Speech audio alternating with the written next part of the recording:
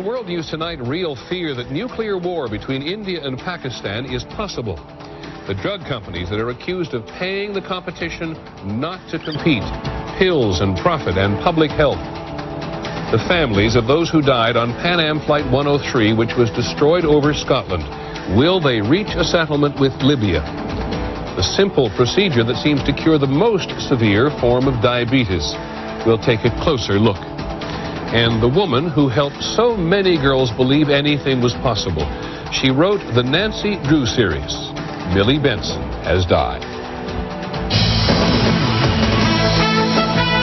From ABC News World Headquarters in New York, this is World News Tonight with Peter Jennings. Good evening, everyone. We begin tonight looking out at a very dark horizon in a very dangerous part of the world. India and Pakistan may be on the verge of going to war, and using nuclear weapons is a true possibility.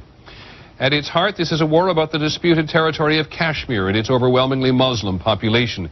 India says it is Indian. Pakistan says it should be Pakistan or independent.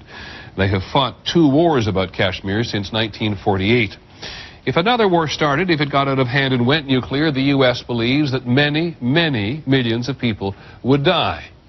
And there is no evidence tonight that India or Pakistan is ready to back down.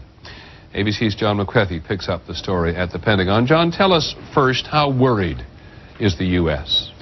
Worried at all levels, Peter, and one of the reasons is the details that they are now seeing on the ground. And one move that is causing concern, intelligence sources tell ABC News that India has now loaded atop a missile conventional warheads. These are the same missiles that sometimes carry nuclear warheads. This is a sign, officials say, nearly everyone agrees that the situation is now very dangerous.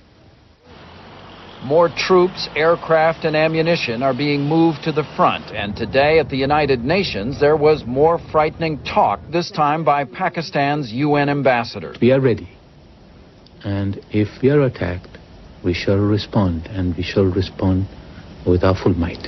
Pakistan has lost all 3 wars it has fought with India, and U.S. analysts say because it is still outgunned and outmanned by a military twice its size, it would probably lose again. That's why Pakistan clearly signaled today it might be forced to use nuclear weapons first if India attacked with its regular army. Pakistan has never subscribed to no first use.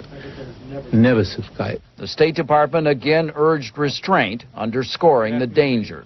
Climate is very charged, and a serious conflagration could ensue if events spiral out of control. Scholars of the region say what they are seeing and hearing today is no longer just big talk. This is very hairy business that makes kind of the Cuban Missile Crisis potentially look like child's play.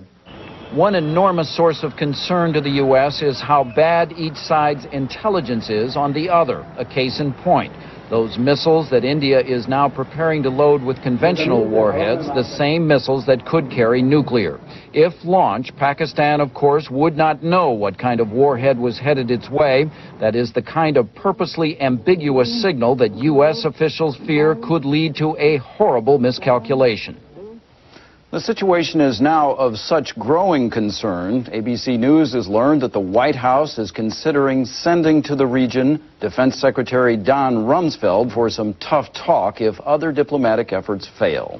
Peter? As big a political gun as there is in the administration. Thanks very much, John McCarthy, at the Pentagon. India and Pakistan have been trading artillery fire for 2 weeks now across what's called the line of control that divides the territory of Kashmir.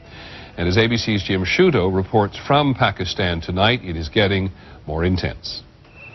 Today, more Indian troops headed for the Pakistan border, where 1 million soldiers already face each other.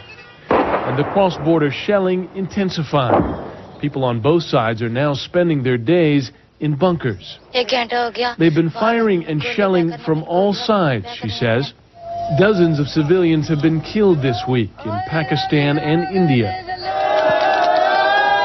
Today, a funeral for a young Indian boy.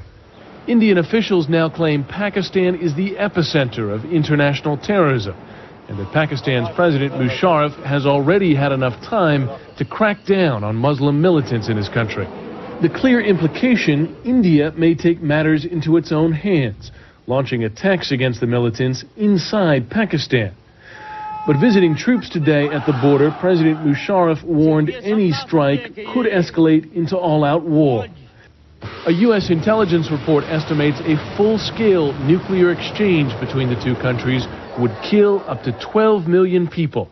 But such estimates don't enter into the public debate here. You have a very disturbing gung-ho sense within the militaries of these two countries. You have a trivialization of what nuclear war really means. There is no sane voice in either country which is advocating that, this is stupidity.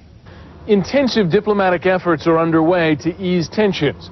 The great fear is that just one more attack in India by extremists could lead events to spiral out of control. Jim Shudo, ABC News, Islamabad, Pakistan.